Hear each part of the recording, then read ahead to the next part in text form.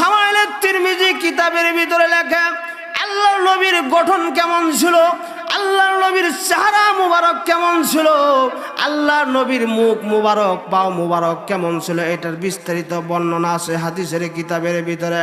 আয়েশা রাদিয়াল্লাহু তাআলা আনহা বললেন, আমাদের পায়ের মতো আল্লাহর নবী বিশ্ব নবী রহমাতুল লিল আলামিনের পাও ছিল না।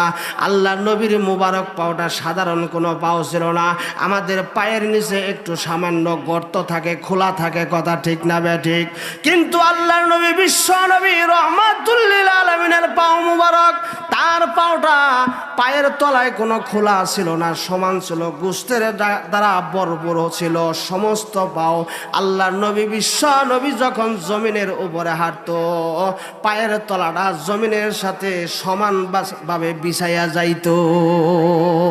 শামাইলে তিরমিজি কিতাবের ভিতরে লেখা আল্লাহর নবীর গঠন কেমন ছিল, আল্লাহর নবীর চেহারা মুবারক কেমন ছিল, আল্লাহর নবীর মুখ মুবারক পাও মুবারক কেমন ছিল, এটার বিস্তারিত বর্ণনা আছে হাদিসের কিতাবের ভিতরে। আয়েশা রাদিয়াল্লাহু তাআলা আনহা বললেন, আমাদের পায়ের মতো আল্লাহর নবী বিশ্ব নবী রহমাতুল লিল আলামিনের পাও ছিল না। আল্লাহর নবীর মুবারক পাওটা সাধারণ কোনো পাও ছিল না।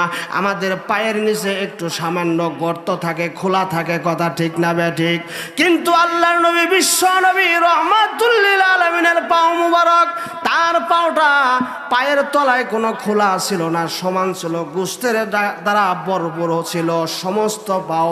আল্লাহর নবী বিশ্ব নবী যখন জমিনের উপরে হাঁটতো, পায়ের তলাটা জমিনের সাথে সমানভাবে বিছাইয়া যাইত।